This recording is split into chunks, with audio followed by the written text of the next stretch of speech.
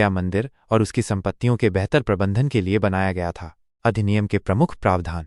प्रबंधन समिति अधिनियम के तहत बोधगया मंदिर के प्रबंधन के लिए एक समिति का गठन किया गया है। इस समिति में हिंदू और बौद्ध दोनों समुदायों के प्रतिनिधि शामिल हैं। समिति की संरचना। समिति में 9 सदस्य होते हैं, जिनमें 4 बौद्ध और 4 हिंदू होते हैं और एक महंत होता है। महंत की भूमिका। महंत समिति का पदेन अध्यक्ष होता है। यदि महंत नाबालिग है या मानसिक रूप से अस्वस्थ है तो उसकी जगह एक अन्य हिंदू सदस्य को नामित किया जाता है। संपत्ति प्रबंधन। समिति मंदिर की संपत्तियों का प्रबंधन करती है और मंदिर के दैनिक कार्यों की देखरेख करती है। सामूहिक स्थानों पर अधिकार।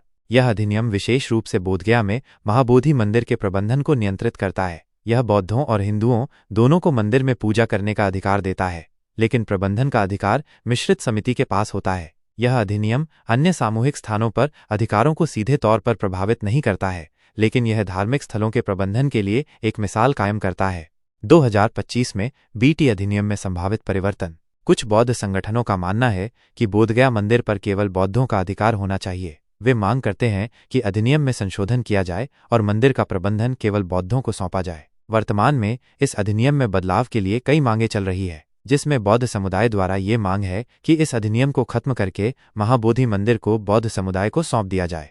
यह ध्यान रखना महत्वपूर्ण है कि बीटी अधिनियम 1949 एक जटिल मुद्दा है और इसके संभावित परिवर्तनों पर अलग अलग राय हैं।